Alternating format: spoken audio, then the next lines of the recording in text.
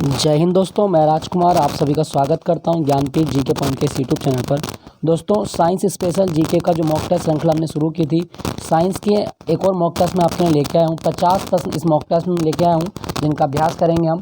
और दोस्तों, अगर आप एसएससी के किसी भी एग्जाम की तैयारी कर रहे हैं तो एसएससी के लिए हमने जो स्पेशल मॉक टेस्ट सीरीज शुरू कर रखी है, हालांकि वो एमटीएस के लिए सीरीज मैंने है, लेकिन वो एसएससी के ऑल एग्जाम के लिए, चाहे आप आने वाला सीजीएल का एग्जाम हो, चाहे सीएचएसएल हवलदार का एग्जाम हो, सबके लिए, या कोई भी एग्जाम जिसमें आप जीके पूछता है, उन सब के लिए हमने मॉक टेस्ट श्रृंखला शुरू कर रखी है। तो आप एसएससी मॉक टेस्ट में भी आप देख सकते हैं मॉक टेस्ट को। और चलिए, आज का मॉक टेस्ट के कौन कौन से प्रश्न शामिल किए गए हैं। पहला प्रश्न आपकी स्क्रीन पर क्या कहता है दोस्तों? पहला प्रश्न आपकी स्क्रीन पर क्या कहा गया है? निम्नलिखित में से कौन सा एक अर्धचालक है? दोस्तों, सेमीकंडक्टर कौन सा होता है? तो दोस्तों, अर्धचालक क्या होते हैं? ऐसे पदार्थ जिसकी चालकता चालक एवं अचालक के बीच में होती है, उन्हें अर्धचालक बोलते हैं। जैसे सिलिकॉन हो गया आपका, सिलिकॉन को ऐसा ही लिखते हैं सिलिकॉन। कार्बन भी अर्धचालक होता है। सेलेनियम अर्धचालक होता है। जर्मेनियम अर्धचालक होता है। तो इस ऑप्शन के अनुसार जो जर्मेनियम है, जर्मेनियम एक अर्धचालक या सेमीकंडक्टर होता है। तो जर्मेनियम और सिलिकॉन, कार्बन, सेलेनियम, ये सब आपके अर्धचालक होते हैं, आप याद रखिएगा। क्लियर दोस्तों? दोस्तों, यहाँ पे लिखा गया आपका एल्यूमिनियम। एल्यूमिनियम हमारे क्रस्ट में, जो पृथ्वी की सबसे ऊपरी परत होती है क्रस्ट, इसमें सबसे ज़्यादा जो मेटल मिलती है वो एल्यूमिनियम होती है। और एल्यूमिनियम का एक अयस्क याद ना, कोरंडम। कोरंडम किसका अयस्क है? एल्यूमिनियम का अयस्क है कोरंडम। याद रखना, इंपॉर्टेंट पूछ लेता है। और कौन सा? एक बॉक्साइट। बॉक्साइट भी एल्यूमिनियम का अयस्क है, याद रखना, इंपॉर्टेंट पूछेगा। नेक्स्ट आपका नंबर 2, रोगियों के दांत देखने में दंत चिकित्सकों द्वारा किस दर्पण का प्रयोग किया जाता है? दोस्तों, रोगियों के दांत देखने में जो हम दर्पण प्रयोग करते हैं वो दर्पण होता है आपका अवतल दर्पण। याद रखिएगा, अवतल दर्पण होता है। और उत्तल दर्पण का प्रयोग करते हैं ड्राइवर की सीट के पास में। जो ड्राइवर की सीट होती है ना, ड्राइवर की सीट के पास में उत्तल दर्पण का यूज होता है। क्लियर? तो अवतल दर्पण। और जो नाई की दुकान होती है, बार्बर सैलून, उसमें भी अवतल होता है, याद रखिएगा। क्वेश्चन संख्या 3, एसी धारा को डिश धारा में बदलने वाली युक्ति क्या कहलाती है? दोस्तों, एसी को डीसी में बदलने वाली युक्ति को रेक्टिफायर कहा जाता है। रेक्टिफायर यानी कि डिस्टकारी, याद रखना इसके बारे में। क्लियर दोस्तों? अच्छा, कौन सी धारा तरंग के रूप में चलती है? जो एसी धारा होती है ना, एसी धारा इस तरह चलती है आपकी, इस तरह से। जबकि जो डीसी धारा होती है वो सीधी ऐसे चलती है, इस तरह से सीधी। तो एसी धारा जो होती है ना, ये तरंग के रूप में चलती है। और डिश धारा आपकी एक सीधी लाइन में चलती है। डिश धारा की जो फ्रीक्वेंसी है शून्य होती है, याद रखिएगा, डीसी करंट शून्य। नेक्स्ट आपका, एक कृत्रिम उपग्रह में विद्युत ऊर्जा का स्रोत क्या होता है? दोस्तों, जो कृत्रिम उपग्रह होते हैं ना, इनमें सोलर पैनल लगाए जाते हैं। ऑप्शन ए इसका सही जवाब है। ऑप्शन ए के अनुसार हम बात करें तो सोलर पैनल के द्वारा विद्युत ऊर्जा प्राप्त होती है। किसे? कृत्रिम उपग्रह को, याद रखिएगा, इंपॉर्टेंट है। अच्छा, डायनेमो का काम क्या होता है? डायनेमो जो होता है, ये यांत्रिक ऊर्जा को विद्युत ऊर्जा में बदल देता है। डायनेमो यांत्रिक ऊर्जा को विद्युत ऊर्जा में बदलने वाली युक्ति डायनेमो कहलाती है, याद रखिएगा, इंपॉर्टेंट पूछा जाता है। क्लियर? चलिए अगले प्रश्न की ओर। टेलीविजन के दूरस्थ नियंत्रण के लिए किस प्रकार के विद्युत चुम्बकीय विकिरण का उपयोग किया जाता है? तो इसका सही जवाब होगा ऑप्शन सी, अवरक्तकरण। जो टीवी का रिमोट होता है ना, रिमोट में भी कौन सी तरंगें निकलती हैं? अवरक्त तरंगें निकलती हैं। और साथ साथ जो सोलर कुकर होता है, सोलर कुकर में भी हम अवरक्त तरंगों का प्रयोग करके खाना पका सकते हैं। तो ये आप याद रखना, टीवी के रिमोट और सोलर कुकर के लिए कौन सी तरंगें यूज होती हैं? अवरक्त तरंगें यूज होती हैं। क्लियर दोस्तों? अच्छा, यहाँ पे लिखा गया आपका पराबैंगनी किरणें। पराबैंगनी किरणें जो होती हैं ना, ये सबसे खतरनाक होती हैं। यूवीसी, जो अल्ट्रावायलेट सी है, ये सबसे ज़्यादा डेंजर होती हैं। और पराबैंगनी किरणें से हमारी रक्षा कौन करती है? Ozone layer. ओजोन की जो लेयर होती है ना, स्ट्रेटोस्फीयर में होती है, ये हमारी पराबैंगनी विकिरण से रक्षा करती है, याद रखना। नेक्स्ट प्रश्न की ओर चलते हैं। क्वेश्चन संख्या 6, कथन है अंतरिक्ष में मोमबत्ती जलाने पर ज्वाला उत्पन्न नहीं होती, क्या कारण है? दोस्तों, अंतरिक्ष है और अंतरिक्ष में ऑक्सीजन नहीं होगी, साथ साथ और क्या नहीं होगा? ज्वाला का अस्तित्व गुरुत्वाकर्षण के कारण होता है। तो अंतरिक्ष में जी का मान क्या होता है? शून्य हो जाता है। तो इसका हम कह सकते हैं कि अंतरिक्ष में मोमबत्ती जलाने पर ज्वाला उत्पन्न नहीं होती, क्योंकि ज्वाला का अस्तित्व गुरुत्वाकर्षण के कारण होता है। यानी कि ऑप्शन ए और आर दोनों सही हैं। ठीक है, याद रखिएगा, इंपॉर्टेंट है। नेक्स्ट आपका, सूची 1 को सूची 2 से मिलान करना है। अच्छा, ट्रांसफार्मर का आविष्कार किसने किया था? फेरड। टेलीग्राफ का आविष्कार किसने किया था? टेलीग्राफ का आविष्कार मोर्स के द्वारा किया गया था। ट्रांजिस्टर का आविष्कार साकले ने किया था। टायर का आविष्कार डनलप ने किया था। टायर का आविष्कार डनलप। तो इसका सही जवाब बनेगा 3, 4, 2, 1। Option option C 3 4 2 1। नेक्स्ट आपका थर्मोस्टेट क्या होता है? दोस्तों थर्मोस्टेट, देखो थर्मो मतलब ताप, स्टेट मतलब रोकना। तो एक ऐसी युक्ति जो आपकी किसी वस्तु का ताप को नियत रखती है, ठीक है, ताप को नियत रखने वाली होती है। तो इसका सही जवाब क्या होगा? 8 का क्वेश्चन ए, किसी निकाय का तापक्रम स्वयं नियंत्रित करता है थर्मोस्टेट। याद रखिएगा ऑप्शन ए इसका सही जवाब है। नेक्स्ट क्वेश्चन की ओर चलते हैं। क्वेश्चन संख्या 9 क्या कहा गया? विल्हम रोंटजन ने किसका आविष्कार किया था? दोस्तों रोंटजन, देखो क्वेश्चन थोड़ा सा क्लियर नहीं दिख रहा है, लेकिन ये विल्हम रोंटजन के बारे में क्वेश्चन है। किसका आविष्कार किया था? तो एक्सरे का आविष्कार किया था। ऑप्शन ए 1895 में इन्होंने एक्सरे का आविष्कार किया था। याद रखिएगा, इंपॉर्टेंट है। दोस्तों यहाँ पे लिखा गया बल्ब का आविष्कार किसने किया था? तो 1878 में बल्ब का आविष्कार किया था एडिशन ने बल्ब का आविष्कार किया था। रेडियो का आविष्कार किसने किया था? मार्कोनी ने। रेडियो का आविष्कार मार्कोनी के द्वारा किया गया था। याद रखिएगा, इंपॉर्टेंट है, पूछ लेता है। क्लियर। नेक्स्ट आपका निम्नलिखित में से किस ग्रह को भोर का तारा कहा जाता है? दोस्तों भोर का तारा मॉर्निंग स्टार किसका नाम है? तो मॉर्निंग स्टार नाम है शुक्र का मॉर्निंग स्टार, इवनिंग स्टार, याद ना, इवनिंग स्टार भी नाम है इसी का। और इसको ब्यूटी मतलब सुंदरता का ग्रह भी कहा जाता है, और इसको गर्म ग्रह भी कहा गया है। सबसे चमकीला ग्रह भी है आपका शुक्र, सबसे चमकीला ग्रह भी है आपका शुक्र। याद रखिएगा, इंपॉर्टेंट है। क्लियर। दोस्तों अगर आपसे पूछा जाए पृथ्वी की बहन किसे कहा जाता है? पृथ्वी की सिस्टर शुक्र को कहा जाता है। क्लियर। और बुध और शुक्र ऐसे 2 ग्रह हैं जिनका कोई भी उपग्रह नहीं है। तो बुध और शुक्र के कोई भी उपग्रह नहीं है, यानी कि शून्य उपग्रह हैं। दोस्तों यहाँ पे एक ऑप्शन में लिखा गया मंगल ग्रह को मार्स भी बोलते हैं, मार्स। और मंगल के ना 2 उपग्रह हैं, एक डीमोस है और एक आपका फोबोस है। तो डीमोस और फोबोस जो उपग्रह हैं, ये किस के उपग्रह हैं? मंगल के। ठीक है, मंगल का ग्रह लाल है क्योंकि फेरिक ऑक्साइड ज़्यादा होता है। शनि जो होता है इसके चारों बलय पाई जाती है, रिंग पाई जाती है। सूर्य की ऊर्जा उत्पन्न होती है। दोस्तों सूर्य की ऊर्जा नाभिकीय संलयन के द्वारा उत्पन्न होती है। ऑप्शन बी इसका सही जवाब है, नाभिकीय संलयन। क्या आपको पता है कि सूर्य का 71% हिस्सा किसका बना है? सूर्य का लगभग 71% हिस्सा हाइड्रोजन से बना होता है। याद रखना, इसके बारे में याद पूछ लेता है आपसे। नेक्स्ट क्यों चलते हैं। पायरोमीटर क्या मापता है? दोस्तों जो पायरोमीटर होता है ना, ये जो हाई टेम्परेचर होता है उसको मापने का कार्य करता है। ठीक है, वायुदाब मापने के लिए बैरोमीटर का यूज कर सकते हैं हम, बैरोमीटर। दूसरा यहाँ पे लिखा है आर्द्रता मापने के लिए हाइग्रोमीटर का यूज कर सकते हैं, हाइग्रोमीटर। और भूकंप की तीव्रता मापने के लिए सिस्मोग्राफ का यूज कर सकते हैं, सिस्मोग्राफ। याद रखना। ध्वनि की चाल किस में अधिकतम होती है? दोस्तों ध्वनि की चाल अधिकतम होगी किस में? तो सही जवाब है इस्पात में, यानी कि स्टील में ध्वनि की चाल अधिकतम होती है। और एक चीज़ याद रखना, ध्वनि निर्वात में गमन नहीं कर सकती। जो साउंड है वो कभी भी वैक्यूम में नहीं चल सकती है। याद रखिएगा इसके बारे में। नेक्स्ट आपका रेडियोधर्मिता की इकाई क्या है? दोस्तों रेडियोधर्मिता की इकाई होती है क्यूरी।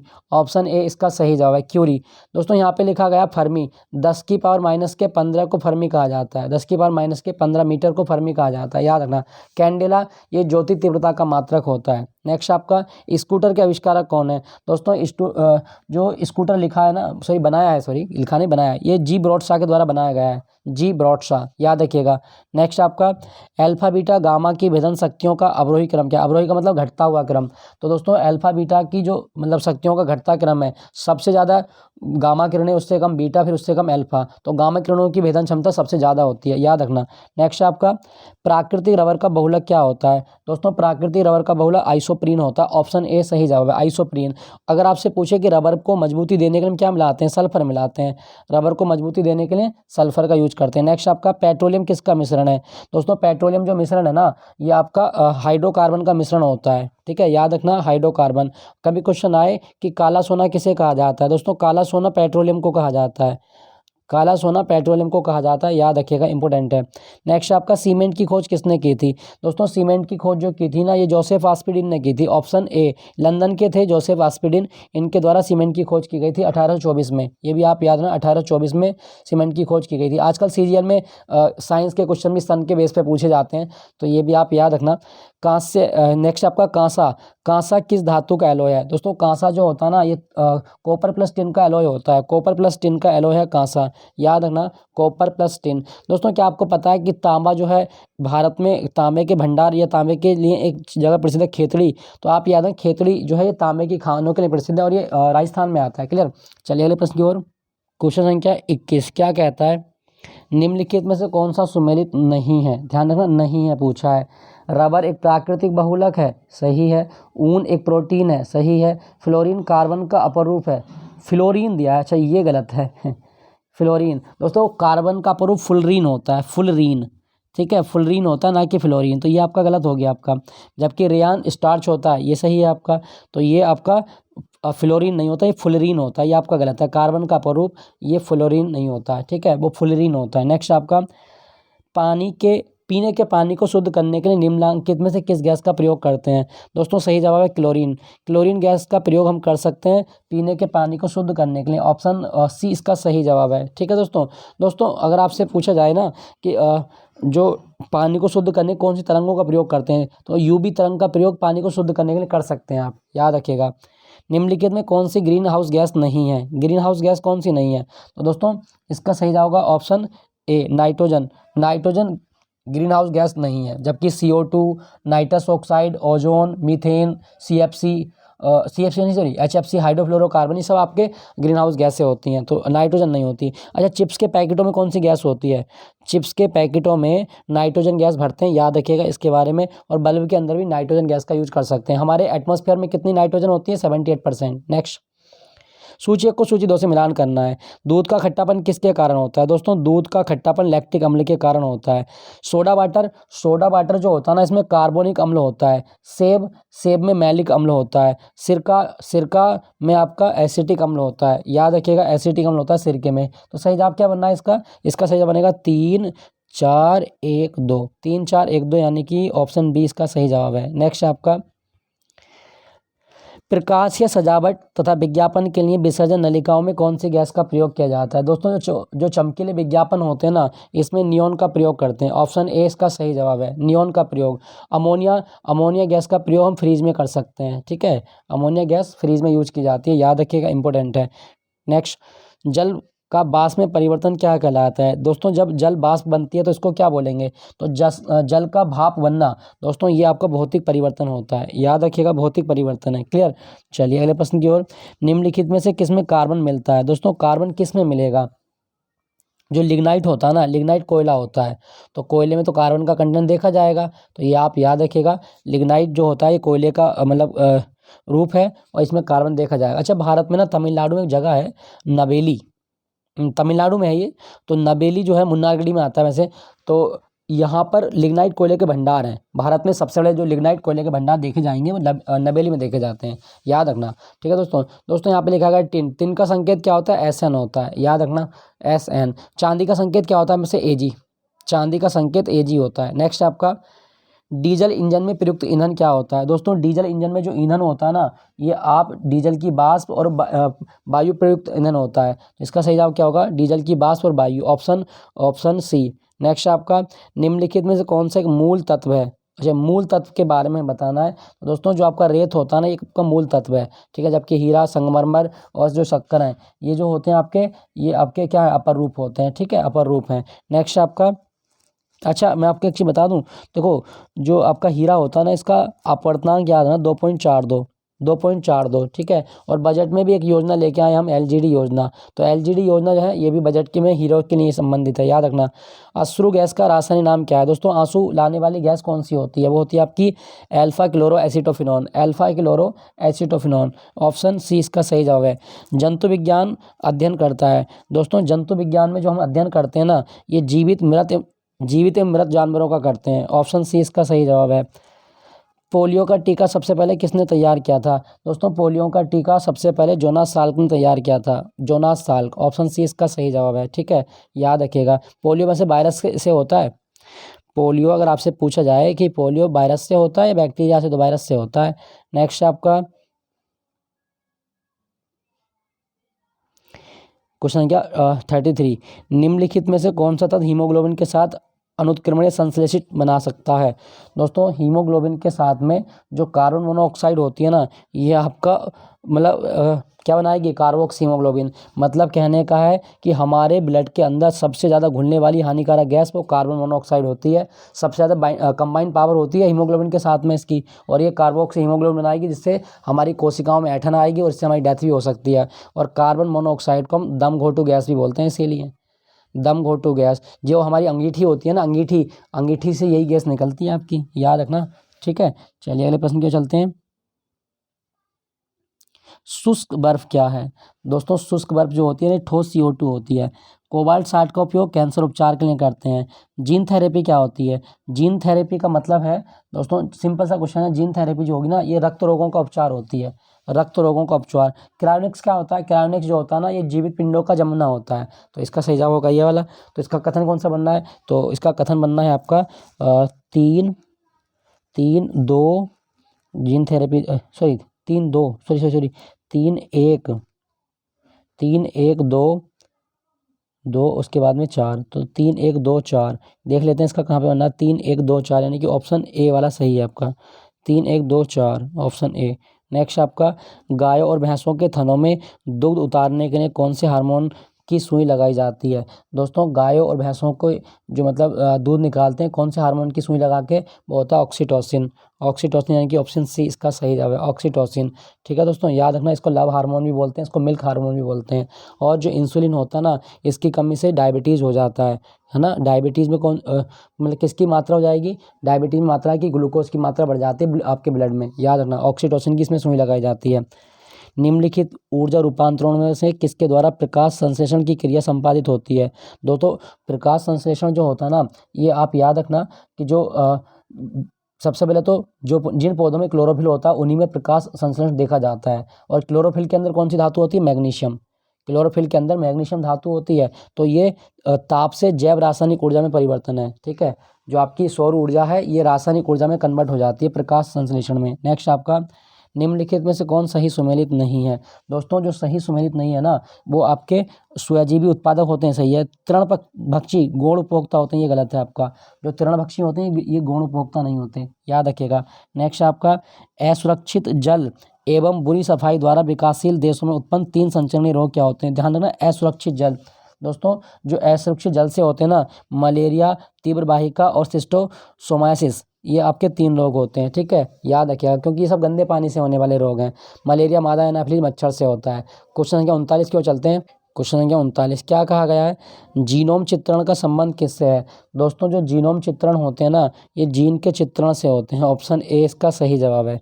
क्लियर। नेक्स्ट आपका, ऑक्टोपस क्या होता है? दोस्तों ऑक्टोपस क्या है? तो इसका सही जवाब क्या होगा? देखो सबसे पहले तो ऑक्टोपस मोलस्क में आता है। किस में आता है आपका? मोलस्क में, याद रखना, इसका फाइलम मोलस्क होता है।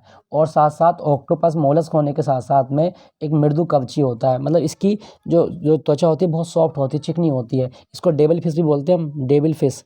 तो कभी क्वेश्चन आए कि ऑक्टोपस का दूसरा नाम क्या है? डेविल फिश, याद रखिएगा। नेक्स्ट आपका, निम्नलिखित में से कौन सुमेलित नहीं है? दोस्तों कौन सुमेलित नहीं है, इसका सही जवाब क्या होगा? जो आपका सन है वो तना है, सही है। अफीम की डूंडी है, सही है। केसर बीज नहीं होता दोस्तों। केसर जो है ये आपका केसर जो होता है वर्तिकाग्र होता है ना। वर्तिका क्या? फूल का भाग है। तो केसर जो होता है पुष्प होता है आपका, ना कि बीज। अदरक आपकी राइजोम है, ये आप याद रखना। नेक्स्ट आपका, ईसीजी किससे संबंधित है? दोस्तों ईसीजी नहीं, सॉरी ईईजी, इलेक्ट्रोइंसेफलोग्राफी। दोस्तों ईसीजी का प्रयोग मस्तिष्क की गतिविधि के लिए किया जाता है। ऑप्शन सी इसका सही जवाब है। वैसे अगर अगर आपसे पूछे ईसीजी किसके लिए होती है? हृदय के लिए। ईसीजी हृदय के लिए होती है। क्लियर। चलिए अच्छा, एक चीज़ मैं आपको और बता दूं, एंडोस्कोपी क्या होता है? एंडोस्कोपी क्या है? दोस्तों एंडोस्कोपी जो होता है ना, इसके द्वारा हम शरीर के जो आंतरिक अंग हैं इनकी जांच करते हैं। आंतरिक अंगों की जांच एंडोस्कोपी कहलाता है, याद रखना, पूछ लेता है। क्लियर। चलिए अगले प्रश्न की ओर। नेक्स्ट प्रश्न आपका, जुकाम का कारण क्या है? दोस्तों जुकाम का कारण वायरस होता है, ऑप्शन बी इसका सही जवाब है। वायरस, जुकाम जो होता है ना वायरस से होता है, ऑप्शन बी इसका सही जवाब है। और जुकाम का वायरस फेफड़ों को प्रभावित करता है। जुकाम और टीबी दोनों फेफड़ों के रोग होते हैं। क्लियर। दोस्तों यहाँ पे लिखा गया आपका कवक। कवक जो होता है ना, मशरूम कवक होता है। और कवक के अंदर क्लोरोफिल नहीं पाया जाता, याद रखना। कवक का अध्ययन माइकोलॉजी कहलाता है। जीवाणु की खोज की थी ल्यूवेनहॉक ने। ल्यूवेनहॉक के द्वारा जीवाणु की खोज की गई थी, याद रखिएगा, इंपॉर्टेंट है। नेक्स्ट आपका, गल ग्रंथि रोग का, जैसे थायराइड का क्या कार्य है? सिंपल सा क्वेश्चन है। जो थायराइड होती है ना, ये उपापचय क्रिया का नियंत्रण करती है। जो भी मेटाबॉलिज्म एक्शन होते हैं हमारी बॉडी में, वो यही रेगुलेट करता है, याद रखिएगा। नेक्स्ट आपका, चिलगोजा किस प्रजाति के बीज से प्राप्त होता है? दोस्तों जो चिलगोजा होता है ना, ये आपका पाइन के वृक्ष से प्राप्त होता है, पाइन। याद रखना, इंपॉर्टेंट है। ठीक है, चलिए अगले प्रश्न की ओर चलते हैं। क्या कहा गया? क्वेश्चन नंबर 46, निम्नलिखित में से कौन सी सूचना प्रौद्योगिकी की शब्दावली का भाग है? लॉगिन, प्रोटोकॉल, आर्ची या ये सभी? तो मतलब ये सभी सारे शब्द आपके आईटी सेक्टर में होते हैं। ठीक है, याद रखना। नेक्स्ट प्रश्न आपका क्वेश्चन संख्या 47, निम्नलिखित लेजर किस्मों में से कौन सा लेजर प्रिंटर में प्रयुक्त होता है? तो दोस्तों प्रिंटर में प्रयुक्त होने वाला लेजर जो होता है ना, वो सेमीकंडक्टर लेजर होता है। ऑप्शन डी इसका सही जवाब है। नेक्स्ट है, आधुनिक कंप्यूटरों का लघु रूप किसके कारण संभव हो सका है? दोस्तों आधुनिक कंप्यूटरों का लघु रूप जो होता है ना, ये सिलिकॉन परिपथ चिप्स के कारण होता है। ऑप्शन डी इसका सही जवाब है। नेक्स्ट है आपका, निम्नलिखित में से कौन सी भाषा अनुसंधान केंद्र द्वारा विकसित सुपर कंप्यूटर परियोजना है? तो दोस्तों इसका सही जवाब होगा अनुपम। अनुपम जो है ये आपकी एक भाषा, सॉरी भाषा नहीं, ये भाभा है। ठीक है, ये भाभा है, भाभा अनुसंधान केंद्र। तो अनुपम भाषा है, इसका सही जवाब है अनुपम भाषा। याद रखना। नेक्स्ट प्रश्न की ओर चलते हैं।